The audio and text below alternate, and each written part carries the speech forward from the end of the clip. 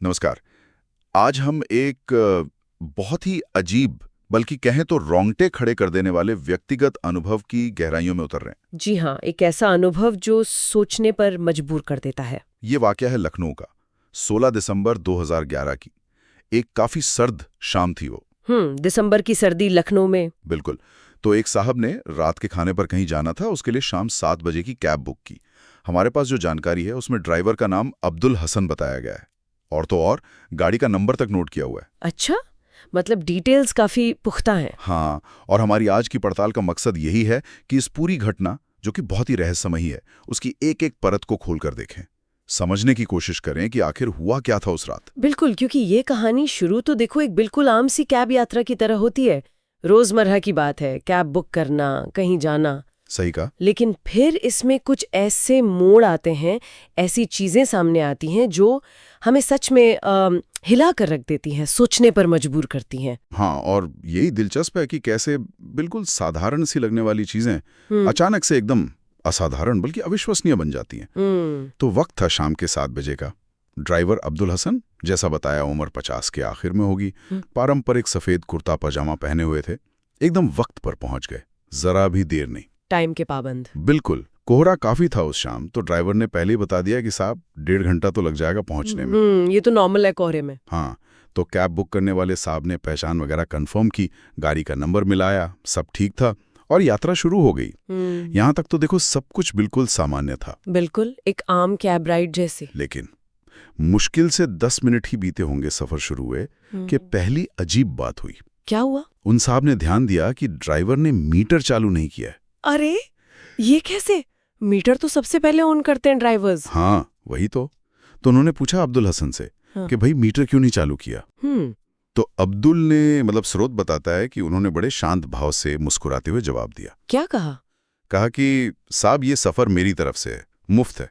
मुफ्त क्यों भाई? वजह उन्होंने बताई कि ये उनके काम का आखिरी दिन है, उनकी आखिरी सवारी है ये। आखिरी सवारी, ये सुन के नहीं थोड़ा अजीब सा लगता है ना? बिल्कुल। और उन्होंने आगे ये भी कहा, अरे साहब 200 रुपए से हम दोनों की जिंदगी में क्या फर्क पड़ जाएगा, है ना? बस इस गरीब आदमी को अपने काम के इस आखिरी दिन पर थोड़ी खुशी महसूस करने दीजिए। ओह, ये तो एक तरह से देखे तो बड़ी दरियादिली वाली बात है, मानवीय पहलू है इसमें। हाँ, उन साहब को भी यही लगा, उन्हें लगा कि चलो दुनिया में अभी भी अच्छे लोग हैं, अच्छाई बाकी है। लेकिन फिर भी आखिरी दिन, आखिरी सवारी, ये शब्द कहीं ना कहीं एक अनजाना सा माहौल तो बना ही देते हैं, अनजाने में ही सही। सही कह रही हैं आप। ये बात अपने आप में थोड़ी अनोखी तो थी ही, और ये आगे जो हुआ उसके लिए जैसे एक स्टेज सेट कर रही थी। तो इसके बाद क्या हुआ? बातचीत हुई होगी कुछ? हाँ, बातचीत आगे बढ़ी। बातों बातों में अब्दुल ने बड़े गर्व से बताया कि वो पिछले 35 सालों से गाड़ी चला रहे हैं लखनऊ की सड़कों पर। 35 साल, ये तो बहुत लंबा वक्त होता है। तजर्बेकार ड्राइवर थे मतलब। बहुत।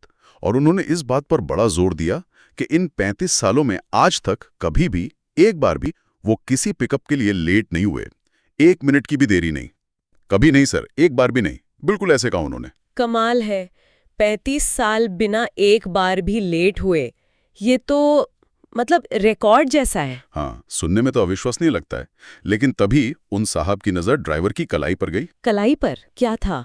उनकी कलाई पर एक पुरानी सी घड़ी बंधी थी, लेकिन वो घड़ी बंद पड़ी थी, रुकी हुई थी। बंद घड़ी और वक्त की इतनी पाबंदी का दावा, ये कैसा मेल है? यही तो। और सबसे अजीब बात ये कि घड़ी किस वक्त पर रुकी हुई थी? 6:45 पर सुइयां वहीं अटकी हुई थी। 6:45, ये वक्त नोट करने जैसा है। इसमें कुछ खास बात लगती है। बिल्कुल। तो उन साहब ने पूछा अब्दुल से कि आपकी घड़ी तो बंद है। हाँ, क्या जवाब दिया उन्होंने? अब्दुल ने फिर वैसे ही शांत भाव से कहा कि हाँ साहब, ये मेरे वालिद साहब की दी हुई है, पुरानी है, अब काम नहीं करती, लेकिन ये मेरा लकी चार्म है, मैं इसे हमेशा पहनता हूँ। Lucky charm? बंद घड़ी? हाँ। और फिर उन्होंने जोड़ा, और साहब मुझे वक्त पर रहने के लिए घड़ी देखने की जरूरत नहीं पड़ती। वाह, मतलब इतना कॉन्फिडेंस। एक तरफ वक्त की पाबंदी का इतना पक्का दावा, दूसरी तरफ एक बंद घड़ी जिसे वो लकी चार्म बता रहे हैं। जी, ये विरोधाभास, ये कॉन्ट्रडिक्शन बहुत अजीब था। और बाद में जो पता चला, उसके बाद तो ये और भी ज्यादा मायने रखने लगा। हाँ, ये छोटे छोटे इशारे, ये डिटेल्स अक्सर कहानी में बहुत महत्वपूर्ण हो जाते हैं। ये संकेत ध्यान देने वाले हैं। खैर, इसके बाद सफर ठीक ठाक कटा, बातें होती रहीं, परिवार के बारे में, शहर के बारे में, इधर उधर की कई बातें हुईं। अब्दुल हसन काफी मिलनसार लग रहे थे। 1.5 घंटे का सफर था, अब बातें तो होंगी ही। हाँ, और ठीक 1.5 घंटे बाद, यानी ठीक रात 8:30 बजे वो लोग अपनी मंजिल पर पहुंच गए, एकदम टाइम पर, जैसा अब्दुल ने कहा था। मतलब अपनी बात के पक्के निकले वो, वक्त के मामले में। बिल्कुल। तो जब वो साहब गाड़ी से उतरने लगे तो वो अब्दुल के इस शांत और अच्छे स्वभाव से काफी प्रभावित हुए। उन्होंने सोचा कि ये कितने अच्छे इंसान हैं। तो उन्होंने अपनी कलाई से अपनी घड़ी उतारी और अब्दुल को तोहफे में देने की पेशकश की। कहा कि आप ये रख लीजिए मेरी तरफ से। अरे वाह, ये तो बड़ा अच्छा जेस्चर था। हाँ, अब्दुल ने पहले तो थोड़ी हिचकिचाहट दिखाई, मना किया, शायद संकोच कर रहे होंगे। शायद, लेकिन फिर उन साहब के जोर देने पर अब्दुल ने वो घड़ी ले ली, शुक्रिया कहा और चले गए। तो घड़ी ले ली उन्होंने, ठीक है। हाँ, यहां तक कहानी का एक हिस्सा खत्म होता है। वो साहब अपनी पार्टी में चले गए और सब नॉर्मल लग रहा था उस वक्त। बिल्कुल, लेकिन कहानी का असल चौंकाने वाला मोड़ तो अब आया। अब पार्टी में पहुंचने के बाद? हाँ। पार्टी में पहुंचे हुए उन्हें मुश्किल से 5 या 7 मिनट ही हुए होंगे। हाँ। कि उनके मोबाइल पर फोन बजा। किसका फोन था? कैब कंपनी से फोन था, वही कंपनी जिससे उन्होंने कैब बुक की थी। अच्छा, इतनी देर बाद? क्या कह रहे थे वो? फोन पर एक महिला प्रतिनिधि थी। हाँ। उन्होंने कहा, सर माफ कीजिएगा, आपको इंतजार करना पड़ा, आपका पिकअप अभी तक नहीं हो पाया है, हम आपके लिए दूसरी कैब का इंतजाम कर रहे हैं, बस थोड़ी देर और लगेगी। क्या पिकअप नहीं हुआ है? लेकिन वो तो पहुंच चुके थे। वही तो। हाँ। वो साहब भी एकदम हैरान रह गए। उन्होंने कहा, अरे नहीं, पिकअप तो हो गया, मैं तो अपनी मंजिल पर पहुंच भी चुका हूं। अब्दुल हसन नाम के ड्राइवर ने मुझे टाइम पर पिकअप किया था। उन्होंने साफ साफ बताया। हाँ, उन्होंने ड्राइवर का नाम अब्दुल हसन बताया। हाँ। इस पर हाँ। उस महिला प्रतिनिधि ने जो जवाब दिया, हाँ। वो सच में मतलब रोंगटे खड़े कर देने वाला था। क्या क्या कहा उन्होंने? उन्होंने कहा, सर मुझे लगता है आपको कोई बहुत बड़ी गलतफहमी हुई है, शायद किसी और कैब में आप आ गए होंगे। गलतफहमी?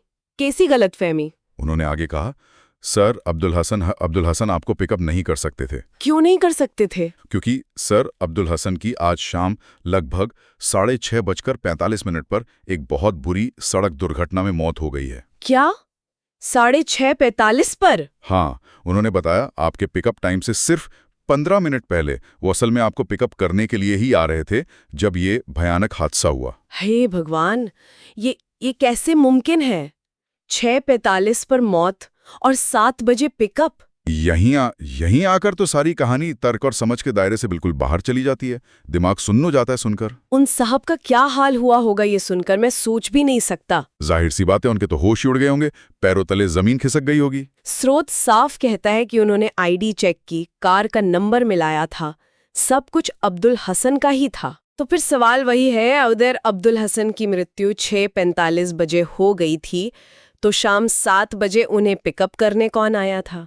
वो कौन था जिसने 1.5 घंटे तक उनसे बातें की? ये सवाल, इसका कोई जवाब नहीं है। और वो 1.5 घंटे की पूरी यात्रा, वो बातें परिवार की, शहर की, वो सब क्या था फिर? उस वक्त उन साहब को अचानक सब कुछ साफ होने लगा, जैसे पहेली के टुकड़े जुड़ रहे हों। क्या मतलब? कैसे? उन्हें समझ आया अब्दुल ने किराए के पैसे क्यों नहीं लिए थे। क्यों?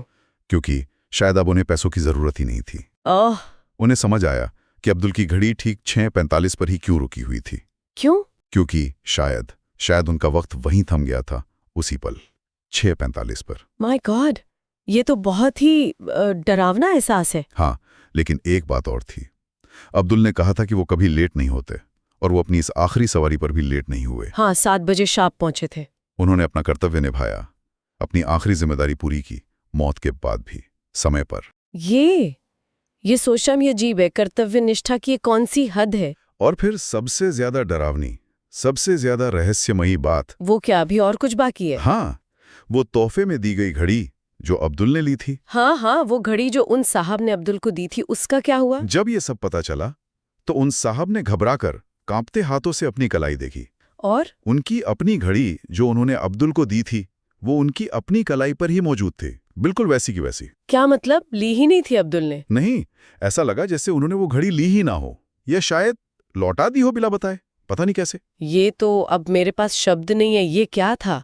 कोई वहम, कोई आत्मा? पता नहीं, स्रोत हमें बस यही लाकर छोड़ देता है, एक ऐसी कहानी, एक ऐसी पहेली के साथ जिसका कोई सीधा तार्किक वैज्ञानिक जवाब नहीं मिलता। बिल्कुल, एक ड्राइवर जो अपनी मृत्यु के बाद अपनी ड्यूटी पूरी करता है, समय का पाबंद रहता है और पीछे छोड़ जाता है ये अजीब सुराख, रुकी हुई घड़ी, मुफ्त सवारी और एक तोहफा जो दिया तो गया पर लिया नहीं गया। क्या कहें इसे? एक भूत की कहानी, एक असाधारण अनुभव या कुछ और? ये अनुभव हमें मजबूर करता है सोचने पे। वास्तविकता की हमारी जो समझ है, जो सीमाएं हैं, ये कहानी उन्हें चुनौती देती है। सही कहा।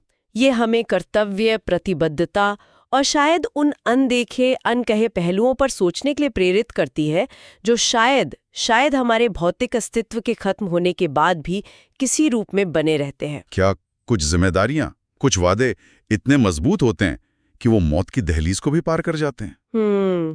ये एक बड़ा सवाल है। क्या ऐसा मुमकिन है? क्या अब्दुल हसन की आत्मा ने अपनी आखिरी सवारी पूरी की, या ये महज एक बहुत ही विस्तृत, अविश्वसनीय संयोग था? इसका जवाब शायद हमें कभी ना मिले, लेकिन ये कहानी, ये मुलाकात यकीनन उन साहब की जिंदगी में और अब हमारी यादों में हमेशा के लिए दर्ज हो गई है। बिल्कुल। ये सोचने पर मजबूर करती है कि क्या जीवन और मृत्यु के बीच की रेखा उतनी स्पष्ट है जितने हम मानते हैं, या वहाँ कुछ धुंधले रास्ते भी हैं जिन पर कभी कभार कोई भटक जाता है। ये सवाल विचार करने लायक है।